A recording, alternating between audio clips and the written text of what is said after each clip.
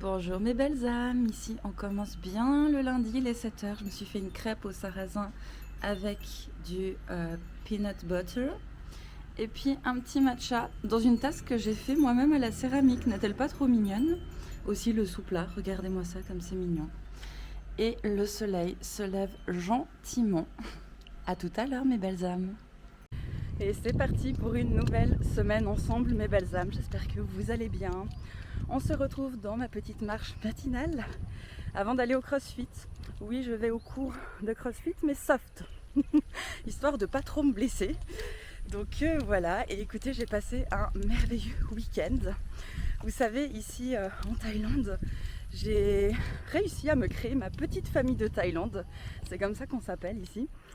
Et du coup, le dimanche, on aime bien de temps en temps se voir et faire un dimanche family où chacun amène quelque chose à manger. Sadika! Oh là là, ne m'écrasez pas. Et on adore. Et donc voilà, hier, on a fait ça à la maison, vu qu'on était plus que d'habitude. Et on a pu manger sous le manguier. Enfin bref, c'était incroyable. Et vous savez, aujourd'hui, je me sens revitalisée.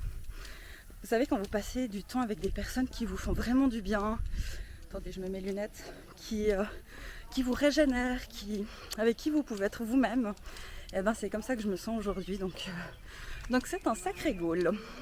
Écoutez, je ne vais pas vous parler plus longtemps que comme ça, essoufflé. On se revoit après pour cette nouvelle journée ensemble. Et je vous dis à tout à l'heure. Bon mes belles âmes, il est bientôt midi ici. Je suis allée m'entraîner et ensuite j'ai été réserver une salle, magnifique salle. Je vous ferai une vidéo la semaine prochaine parce que je donne un workshop ici à Phuket. J'adore ça. Écoutez, j'ai commencé l'an dernier. Et écoutez, il y a une belle communauté de Françaises, de Suisses aussi ici. Et c'est très très chouette. Donc la semaine prochaine, je donne un workshop de développement spirituel et personnel évidemment. Et en plus de ça, en allant réserver la salle à l'endroit où je vais donner le cours, eh bien il y a une fille qui m'a reconnue et en fait qui s'était inscrite à mon workshop via une autre amie. Donc du coup c'est chouette, j'ai pu échanger avec elle et j'adore rencontrer des gens avec qui je vibre de la même façon. Donc comme quoi, hein, le monde est petit, même ici à Phuket, mais j'adore. Et là je m'en vais à mon école pour récupérer mon passeport, vu que j'ai fait l'extension de mon visa. C'est comme ça que ça se passe ici en Thaïlande. Et dans mon sac à dos j'ai mon ordinateur parce que je n'arrive pas à connecter mon disque externe à mon ordinateur. Sommes-nous étonnés? Pas vraiment. Donc du coup, je vais demander à ce qu'on le fasse à ma place. Voilà, comme ça vous savez tout. Et ensuite après, je pense que je vais prendre un instant pour vous expliquer ce que je vais mettre en place cette semaine. Je pense qu'on fera une sorte de débrief en fin de semaine parce que je vais mettre en place plusieurs choses au niveau du travail, au niveau du style de vie, du mode de vie.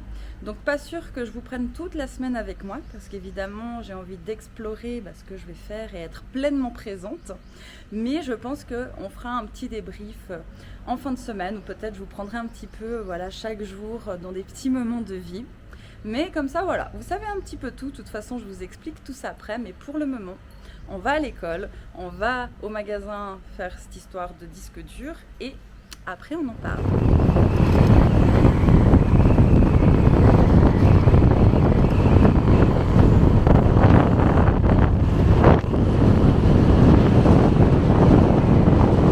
Bon, mes belles âmes, on se retrouve, c'est la fin de journée.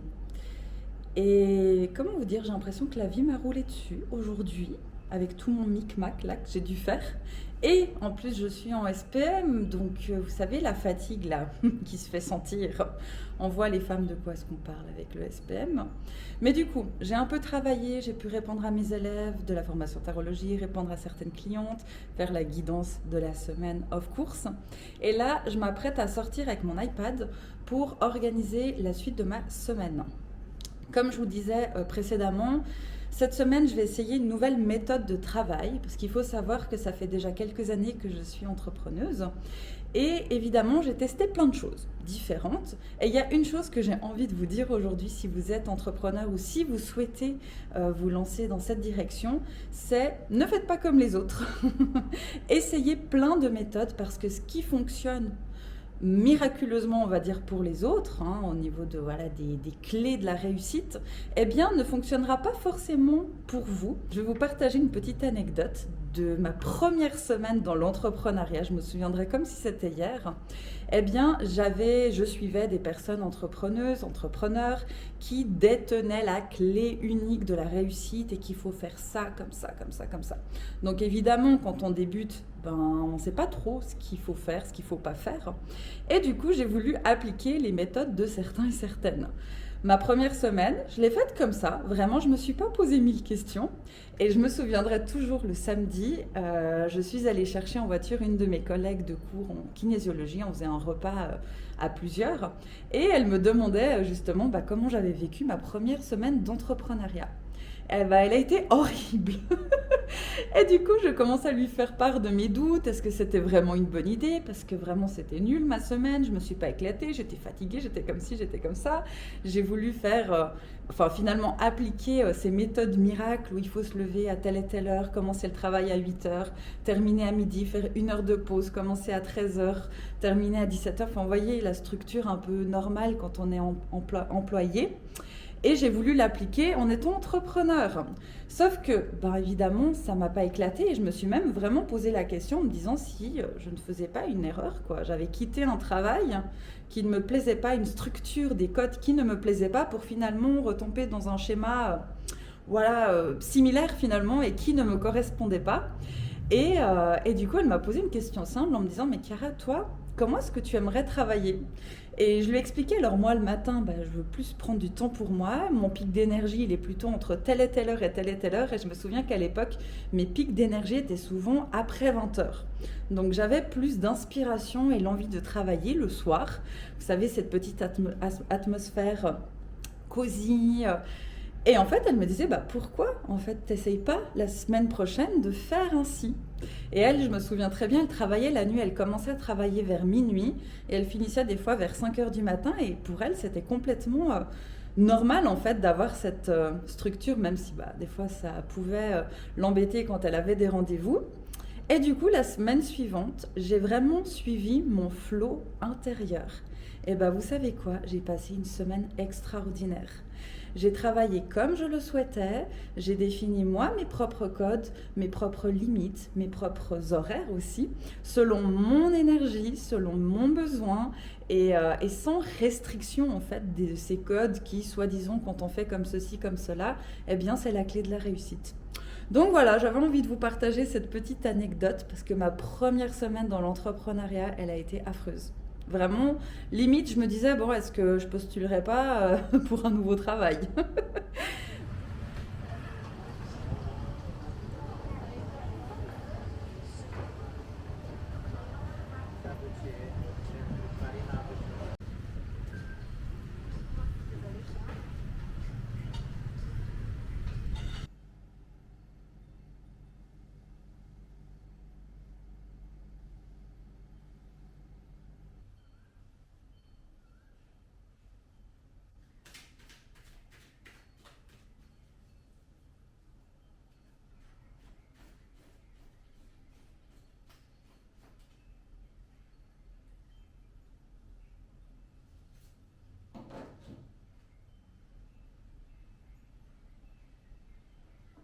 Bonsoir mes douces âmes, c'est mardi soir, 23h10 et vous allez vous demander mais où est-ce que je vais apprêter comme ça?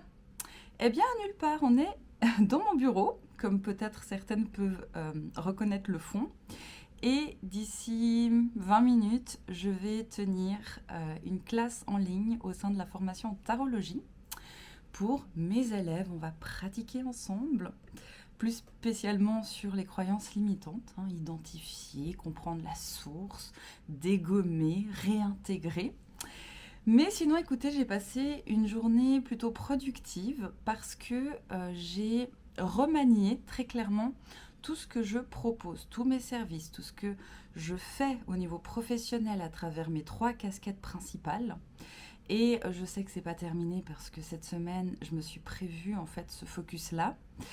Et je dois dire que c'est quand même un petit peu inconfortable parce que évidemment que lorsqu'on commence à remettre les choses un petit peu en question, et je pense que c'est bénéfique. En tout cas, moi, c'est quelque chose que j'aime énormément faire en début d'année pour être certaine de vérifier si je suis toujours en alignement et complètement, on va dire, OK avec ce que je propose. Et du coup, écoutez, cette année 2025, et de toute façon, je le pressentais à 100%. Et d'ailleurs, dans mon tirage annuel de 2025 au niveau professionnel, pour le mois de février, j'ai tiré la carte de la tour qui s'effondre. Pour celles qui la connaissent, vous voyez très bien de quelle carte est-ce que je parle. Et je pense qu'elle prend totalement sens, en fait, finalement, dans ce que aussi moi je peux ressentir intérieurement.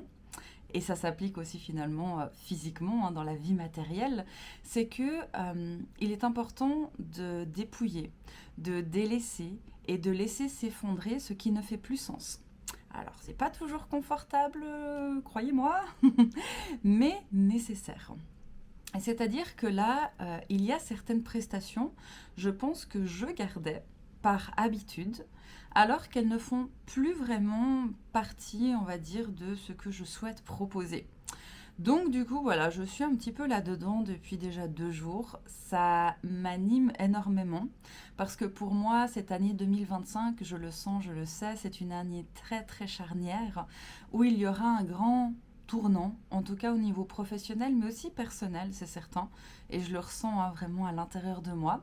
On verra où j'atterris, mais en tout cas j'y vais, ça c'est sûr. Et ce qui est beaucoup mis en avant, on va dire, dans mes sensations, dans mes visualisations et même finalement dans ces révélations, c'est que je souhaite vraiment me focus sur la qualité au lieu de la quantité. C'est-à-dire que pour moi, c'est très très important pour cette année de créer du vrai lien, de pouvoir en fait mettre au cœur de mon métier, et c'est vraiment ce que je souhaite le plus profond, et pour moi et pour vous, pour le coup, de faire mon métier, d'accord? C'est-à-dire que mon métier n'est pas être sur Instagram.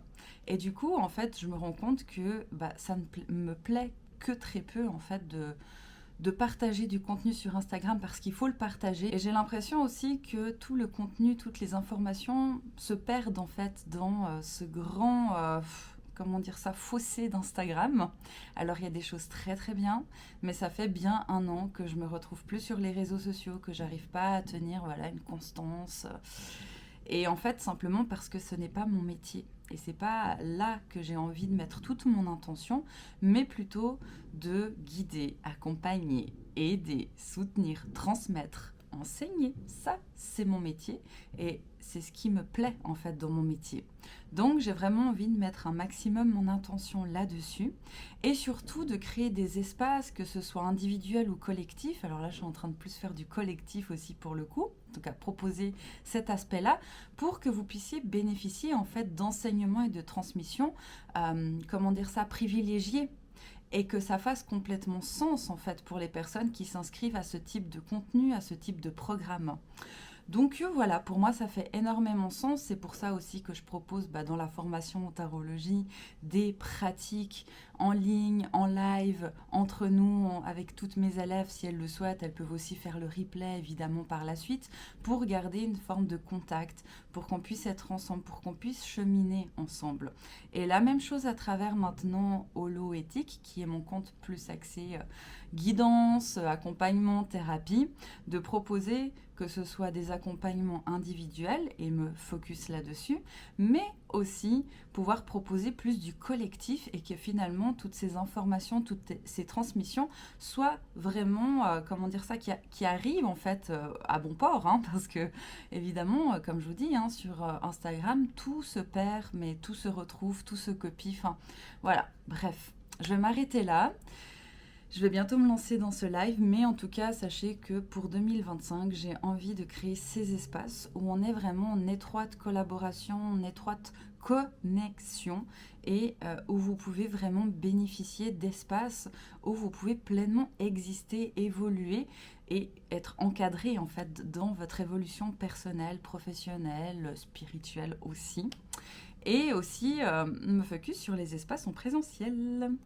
Voilà, parce que là, Je donne la semaine prochaine un workshop qui va accueillir 11 femmes. Donc je trouve ça incroyable de pouvoir réunir 11 femmes ici, comme ça, à Phuket. En l'espace de 3 jours, j'ai eu plein d'inscriptions. Et voilà, je souhaite vraiment pour cette année 2025 créer de plus en plus ces espaces en présentiel. Mais bon, je vous en dis pas plus. Je vous laisse avec ça, mes belles âmes. On se retrouve d'ici quelques temps, quelques jours. Moi, je vais donner mon cours. Très bien. Donc maintenant, on va explorer 5 positions de cartes. Donc, c'est un modèle de tirage pour identifier et transformer une croyance limitante sur 5 points, 5 positions différentes. Donc là, je vais juste vous les partager dans les grandes lignes et après, on va vraiment approfondir grâce à l'intention aux questions qu'on va y déposer. Donc, position 1, l'impact de la croyance. C'est hyper important de conscientiser et mettre en lumière quel est l'impact dans notre vie quotidienne. On a déjà, je pense, certaines informations, mais là, les cartes vont nous aider vraiment à montrer du doigt qu'est-ce qui se passe concrètement dans notre vie. Ensuite, position 2, la racine de la croyance. C'est hyper important d'aller à la racine. Si on ne va pas déraciner, on va encore transporter notre croyance inconsciente ou en semi-conscience des années et des années. Donc maintenant, on a envie et on a besoin de comprendre la racine. Pourquoi est-ce que c'est là? D'où est-ce que ça vient? D'où est-ce que ça provient? Est-ce que c'est quelque chose qui s'est passé? Est-ce que c'est en relation avec une expérience? Ou ça peut être aussi en relation avec du transgénérationnel. Comme par exemple, moi, là, ma question, en tout cas, mon intention, elle est plus sur du transgénérationnel. Donc là, on regardera comment on va explorer ça. Ensuite, position 3, la face cachée. Et oui, parce que notre croyance limitante nous protège de quelque chose. Donc, comme vous pouvez le constater, on est vraiment sur des questions de surface. Et évidemment, position 4, on va amener de la conscience. On va conscientiser. Comment accepter et accueillir les raisons de cette croyance. Vu qu'on va aller chercher l'impact, la racine et la face cachée. Et finalement, hyper important aussi, dans la position 5, la transformation. Quoi mettre en place pour remplacer, pour modifier, pour rectifier notre croyance qui nous limite. Vu qu'on a pleinement conscience de ce qu'il se cache et passe à l'arrière, on va pouvoir, grâce à cette conscience et ce travail juste précédent, avec ces cartes précédentes, transformer. Faire quelque chose différemment, sortir de l'emprise de notre croyance limitante. Et évidemment, le tarot va nous amener dans cette conscientisation. Et alors ici, qu'est-ce qu'on a? J'ai la flemme de trier. Ah, j'ai envie de tirer. On a quelqu'un qui se casse. Il y a quelqu'un qui veut quitter le navire. Il s'est dit, oh non, là les questions, non, ça va.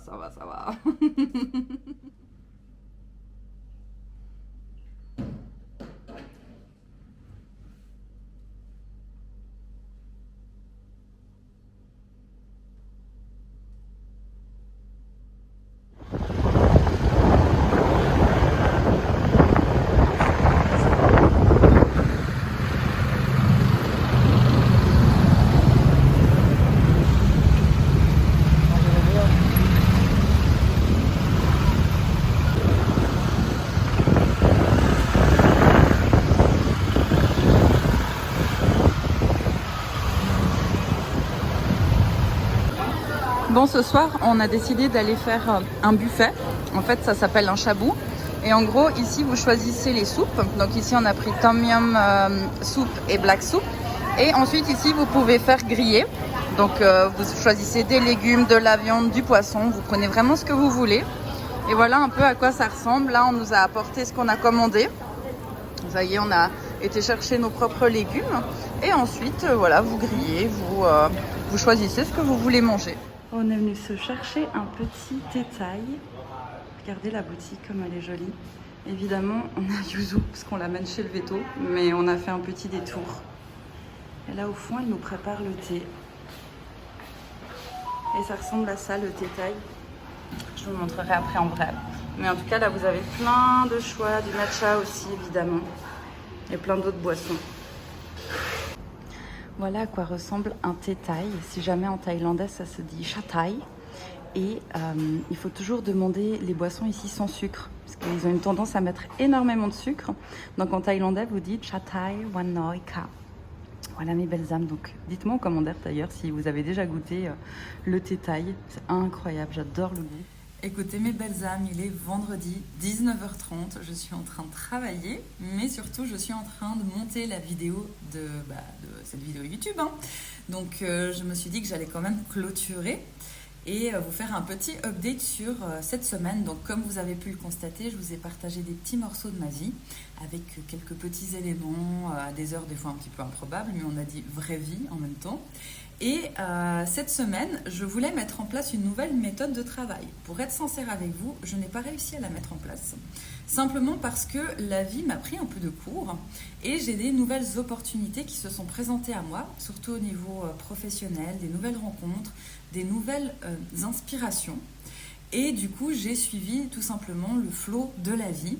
Et je dois vous avouer qu'en ce moment, je reçois énormément d'informations, d'inspiration. Donc j'ai besoin de poser ça sur papier.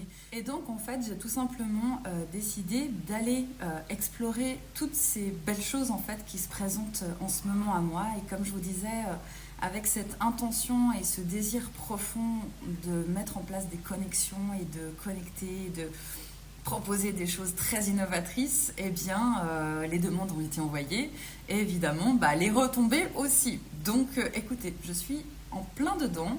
À côté de ça, je suis aussi en train d'énormément dégommer des choses de mon côté.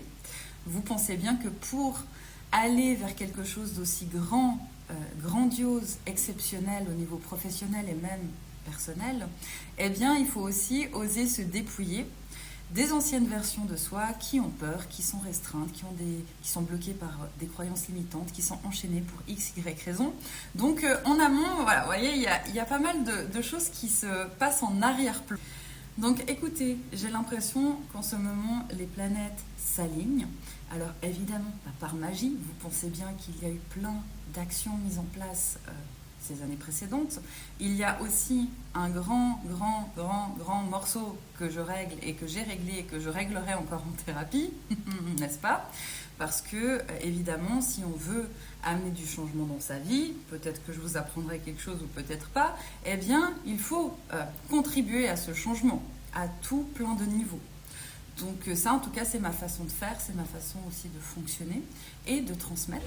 Mes belles âmes, là, on est dans un marché parce que c'est le Nouvel An chinois depuis 2 jours ici. Et du coup, là, il y a un grand marché de prévu où il y a un temple, ça s'appelle le Wat Chalong. Et du coup, on va se balader. Donc, je vous prends avec moi. Désolée pour la qualité, c'est mon iPhone. J'avais pas assez de batterie dans ma petite caméra. Mais comme ça, je vous montre un petit peu qu'est-ce qu'il y a. Il y a des stands de nourriture, mais aussi des activités, etc., des animations. C'est très très sympa.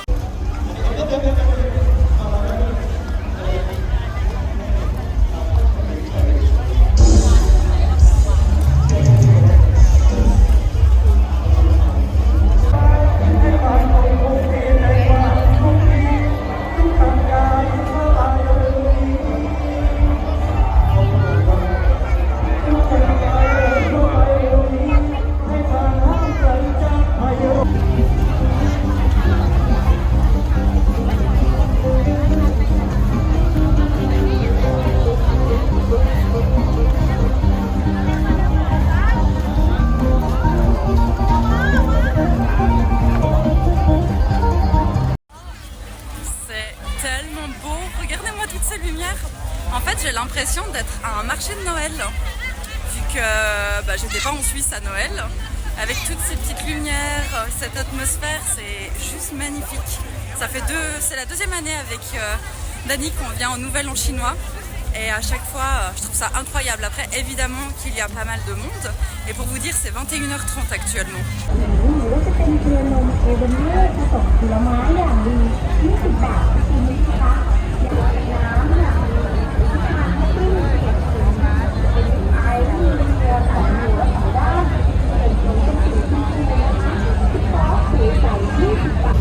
Qu'est-ce que Dani prend comme encas? Voilà. Petite préparation. D'ailleurs, c'est super bon. Je vous montre un petit peu ce qui se vend ici. Et ça, c'est genre des chips thaï, quoi. Et Dani adore ça. Voilà, bon app. Évidemment, j'en mange. Bonnes les frites.